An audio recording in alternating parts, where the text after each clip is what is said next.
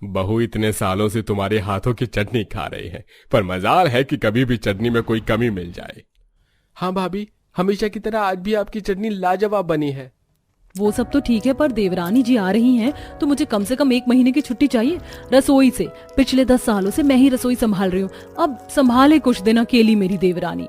हाँ हाँ बहू, क्यों नहीं, चिंता मत कर, इस गर्मी तुझे पूरे 10 से 15 दिन की छुट्टी मिलेगी। बिल्कुल सही कह रही हो आशा। वैसे भी हमारी छोटी बहू शहर की है और शहर के लोग बहुत तेज होते हैं, वो सब करना जानती है।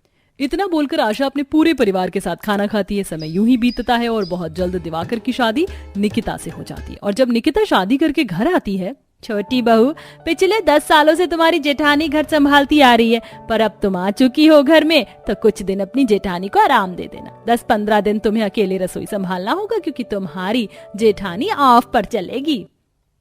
माँ जी, अब मैं आ गई हूँ ना, तो अब आप दीदी जी को 1 महीने का ऑफ दे दीजिए। निकिता की बातें सुनकर पायल को काफी अच्छा लगता है। इसी तरह 2 दिन बीत जाते हैं और आज पहली बार गर्मी में निकिता को आम की चटनी बनाने को कहा जाता है। भाभी, कल तो आपकी पहली रसोई थी, इसलिए किसी ने कुछ नहीं बोला, पर हमें दिन में 1 टाइम चटनी चाहिए होती है, तो आज आप आम की चटनी बना लेना। सिलबट्टा उधर रखा हुआ है। अरे, इस घर में तो मिक्सी भी नहीं है, अब क्या इतनी गर्मी में मैं सिलबट्टे पर चटनी बनाऊं? ना बाबा ना, मेरे बस की नहीं है। अभी दिवाकर को भेजती हूँ, दुकान से मिक्सी लेकर आएंगे। इस तरह निकिता दिवाकर से मिक्सी मंगवा लेती है और सभी के लिए मिक्सी में चटनी बनाकर सबको खाना परोसती है। बहू, चटनी तो ठीक है, पर ये चटनी सिलबट्टे की नहीं लग रही है। हाँ बहू, और हमें तो सिलबट्टे की चटनी खाने की आदत है, और हमारे घर में दिन में 1 बार चटनी बनाना तो कंपलसरी है। काजल ने बताया नहीं तुम्हें?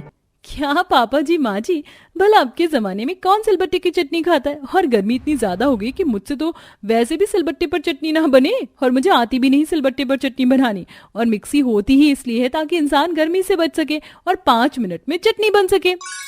चाची कोई खाए या ना खाए, पर हम तो खाते हैं, और हमें तो सिलबट्टे की बनी हुई चटनी ही खानी है। दादी, मुझे मिक्सी की चटनी अच्छी नहीं लग रही। बहू, हम सबको तो सिलबट्टे की चटनी की आदत है। अगर तुझे सिलबट्टे पर चटनी नहीं आती बनानी तो तुम अपनी जेठानी से सीख लो। इतना भी टाइम नहीं लगता, जब तक तेरा खाना बनेगा तब तक तू चटनी बना लेगी। गर्मी सिर्फ चटनी बनाने में थोड़ी ना लगती है। इतना बोलकर सब चटनी छोड़कर खाना खा लेते हैं और कुछ देर बाद निकिता कमरे में आती है और अपना गुस्सा निकालती है। एक तो इतनी गर्मी हो रही है, मेरे सर का पसीना नहीं सूख रहा, और इन्हें सिलबट्टे की चटनी खानी है। इन लोगों को खानी है, ये चाहे कुछ भी करें, पर मैं नहीं बनाने वाली सिलबट्टे पर चटनी। निकिता भी ठान लेती है कि वो भी सिलबट्टे पर चटनी बनानी नहीं सीखेगी। अगले दिन जब वो दोबारा से धनिया की चटनी बनाने के लिए जाती है, तो इस बार पायल रसोई में खड़ी अपनी देवरानी से कहती है, समझ सकती हूँ निकिता, गर्मी बहुत ज्यादा है। इस गर्मी से तो मेरे कपड़े भी गीले हो जाते हैं, पर अब घर वालों को जो पसंद है वो तो बनाना ही पड़ेगा। चलो मैं तुम्हें सिखा देती हूँ कैसे बनती है सिलबट्टे पर चटनी। आपकी अभी 15-20 दिन की छुट्टी है ना, आप अपने कमरे में जाकर आराम करो। क्यों गर्मी में यहाँ परेशान हो रही हो मेरे साथ? और रही सिलबट्टे की चटनी की बात, तो मुझसे नहीं बनने वाली सिलबट्टे पर चटनी। चाची, आप आज मेरे लिए सिलबट्टे की चटनी बना रहे हो ना? निकिता, सबको सिलबट्टे की ही चटनी खानी है, बना लो ना। मैं भी तो इतने सालों से सिलबट्टे पर ही बनाती आ रही हूँ चटनी।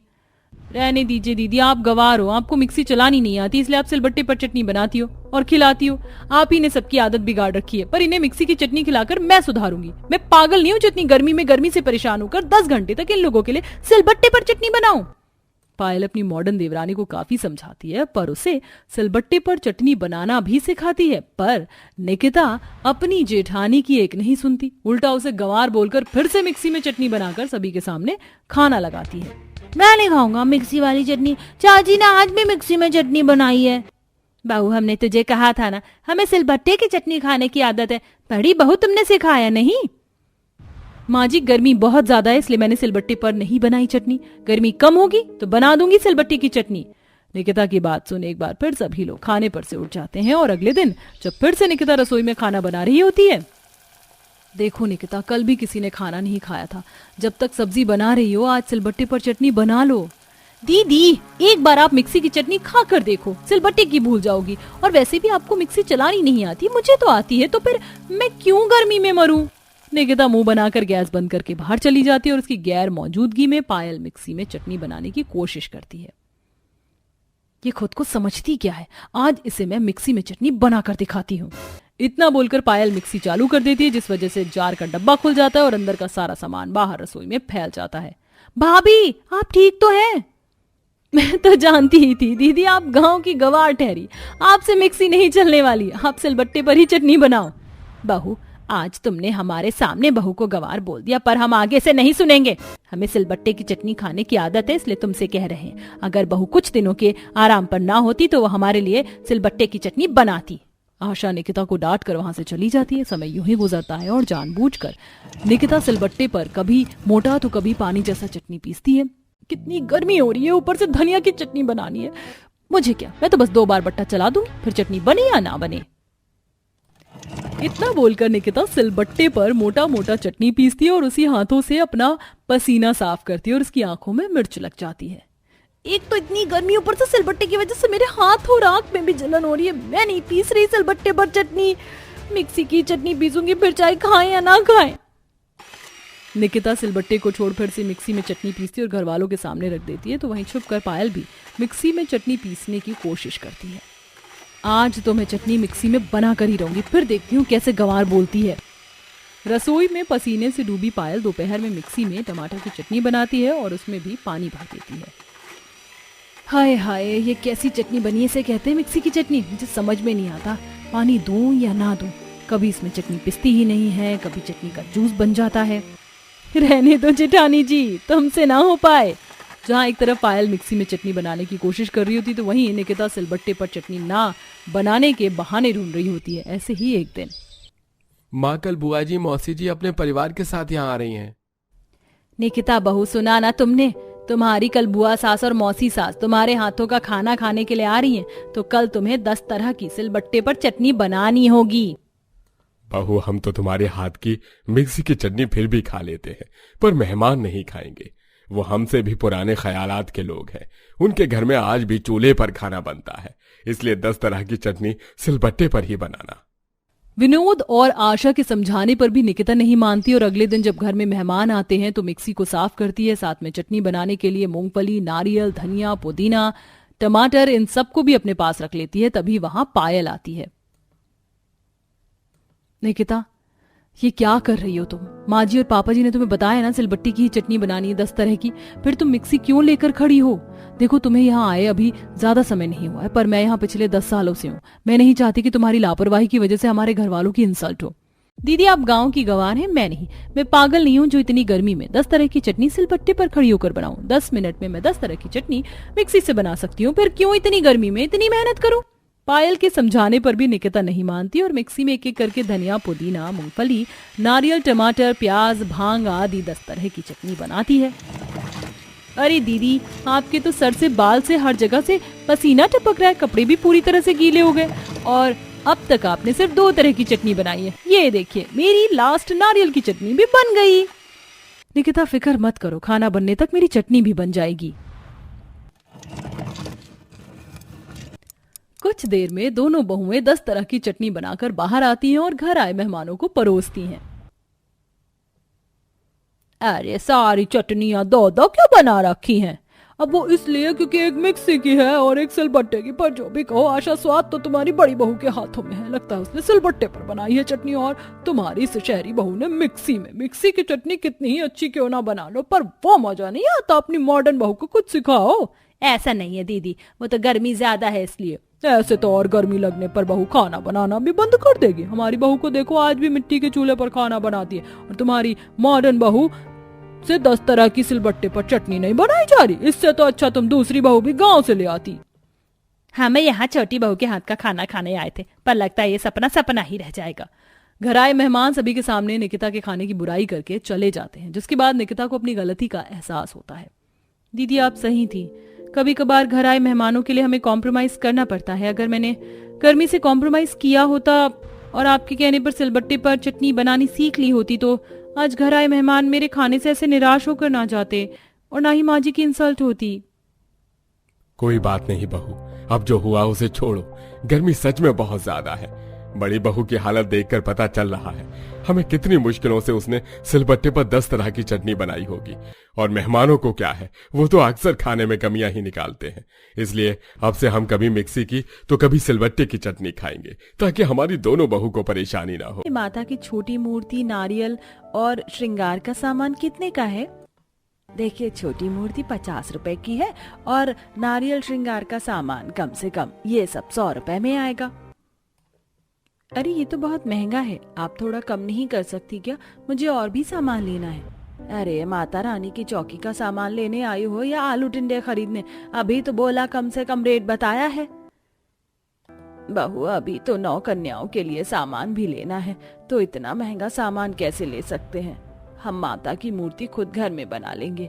ठीक है माँ जी। सुनिए बहन जी, हाँ बाकी का सामान दे दीजिए।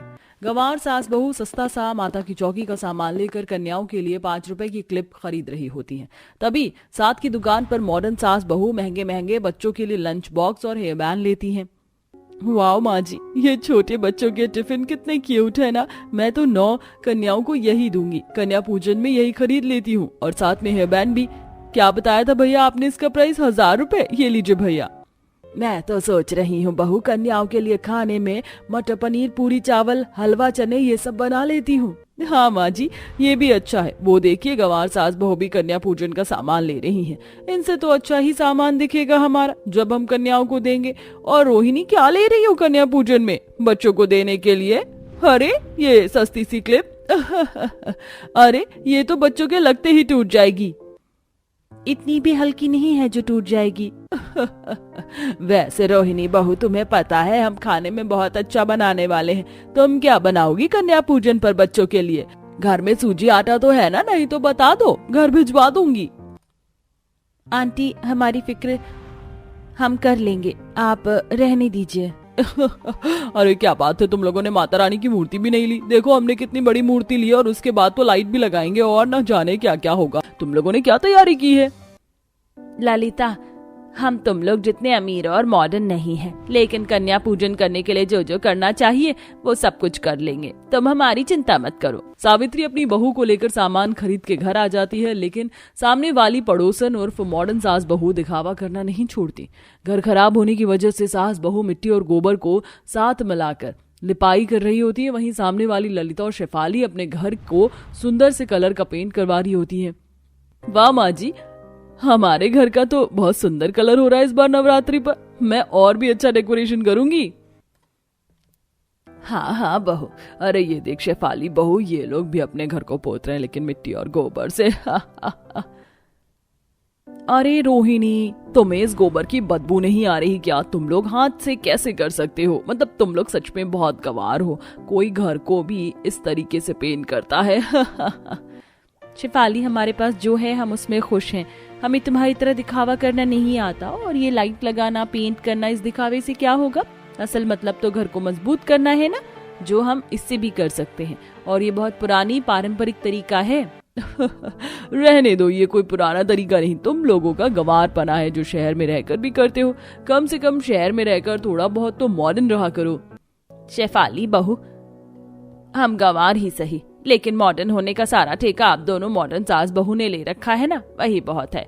गरीब गंवार सास बहू की बात सुनकर मॉडर्न सास बहू का मुंह बन जाता है और वो अपने घर चले जाते हैं। लेकिन गंवार सास बहू अपने घर को फूल पत्ती से भी सजाते हैं और गेरुए से डिजाइन बनाती हैं, जिनसे उनका घर बहुत सुंदर लगता है। फिर गरीब सास बहू माता की मूर्ति और मिट्टी का कलश बना लेती हैं और अगले दिन नवरात्रि की पहली चौकी सजा देती हैं और भोग में कुछ न कुछ होने पर मिश्री रख देती हैं, फिर आरती करती हैं। जय अम्बे गौरी मैया, जय श्यामा गौरी, तुमको निश दिन ध्यावत हरि ब्रह्मा शिव जी। जय अम्बे गौरी, मांग सिंदूर विराजत, टीको मृग मद को, उज्ज्वल से दो नैना चंद्र वदननी को। जय अम्बे गौरी। बोलो अम्बे मैया की जय। हे दुर्गा मैया, आपके आशीर्वाद से लोगों के और हमारे घर में खुशियां भर जाए और गरीबी के बादल छट जाएं। छट जाएंगे माँ जी, आप देखना, माधव जी की अच्छी जगह नौकरी जरूर लगेगी।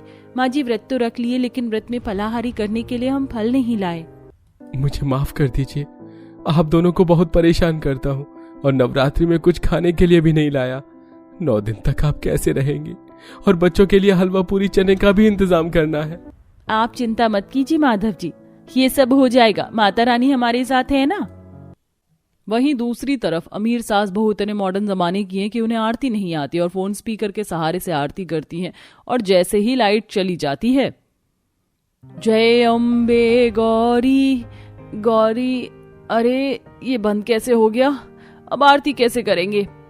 तो इस घर की बहू है, तुझे पूरी आरती भी नहीं आती? इस घर की बहू तो आप भी हैं और मुझसे पहले आई हैं, हाँ आपको नहीं आती आरती? आप दोनों को नवरात्रि पर शॉपिंग करने का बहुत शौक है। पेंट करवा लिया, बड़ी सी मूर्ति खरीद ली, लेकिन खुद 10 लाइन की आरती नहीं याद कर पाए। इतना भी क्या मॉडर्न होना था आप दोनों को? मेरे साथ कीजिए। तभी राज माता रानी की आरती करता है। इसके बाद वो मॉडर्न सास बहू गली में आए नारियल पानी वाले से नारियल पानी लेकर पीती हैं, लेकिन गरीब सास बहू 5 रुपए में 2 नींबू खरीद कर नींबू पानी बनाने के लिए जा रही होती हैं कि फिर अरे ये कितने गंवार और गरीब हैं, देखो तो खाने के लिए भी कुछ नहीं है, कैसे 5 रुपए के 2 नींबू में गुजारा हो रहा है। हाँ माँ जी, वैसे मेरा फर्स्ट डे का नवरात्रि मेकअप अच्छा है ना, मैं रोज 9 तरह के अलग अलग मेकअप करूंगी और फोटो सोशल मीडिया पर डालूंगी, लेकिन ये गंवार 9 दिन तक 9 अलग कपड़े भी नहीं पहन सकते। शेफाली तुम थकती नहीं हो ना कमी निकालने में? हाँ हम गरीब और गंवार हैं, पर जैसे भी हैं खुश हैं, लेकिन मैं अच्छे से जानती हूँ इसके बाद तुम न जाने कितने तरीके के व्रत वाले व्यंजन खाओगी। पर मेरी एक बात ध्यान से सुनो, माता रानी श्रद्धा भक्ति देखती हैं, जो तुम में बिल्कुल भी नहीं है। हाँ बहू आ जा अंदर चल, इनसे बहस करेगी तो पूरा दिन काला हो जाएगा। ऐसे ही नवरात्रि के 8 दिन गुजर जाते हैं। मॉडर्न सास बहू अपने तरीके से रहते हैं और गंवार सास बहू अपने कम पैसों में भी गुजारा कर लेते हैं, और रोहिणी दुकानदार से उधार राशन ले आती है और घर में हलवा पूरी चने तैयार कर देती है। माँ जी सारी तैयारी हो गई है, बस कन्या लेकर आनी है। अब माधव तो काम पर चला गया है, मैं यहाँ पर चादर बिछाती हूँ, तो बच्चों को लिया। जी माँ जी। रोहिणी बच्चों को ढूंढने चली जाती है। वहीं अमीर सास बहू के घर में ड्राइवर 9 कन्या को लेकर आता है, जिसमें कुछ हिजाब वाली पंजाबी तो कुछ काली गोरी बड़ी छोटी कन्या थी। माय गॉड ड्राइवर, तुम ये कैसी कन्या लेकर आए हो? तुम्हें ये नहीं पता छोटी छोटी कन्या लेकर आनी थी? इतनी बड़ी कन्या को कोई कन्या पूजन में बिठाता है क्या? बस 2 ही लड़की छोटी हैं, बाकी तो काली और ये वाली अलग अलग धर्म से हैं। ऐसा करो तुम सारे बच्चे वापस जाओ। और क्या हम इतने अच्छे अच्छे गिफ्ट इन लड़कियों को थोड़ी दे सकते हैं?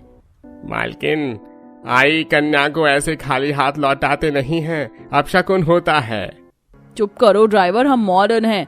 अब तुम भी सामने वाले गंवार लोगों की तरह बातें करोगे? मैंने बोला ना इनको ले जाओ।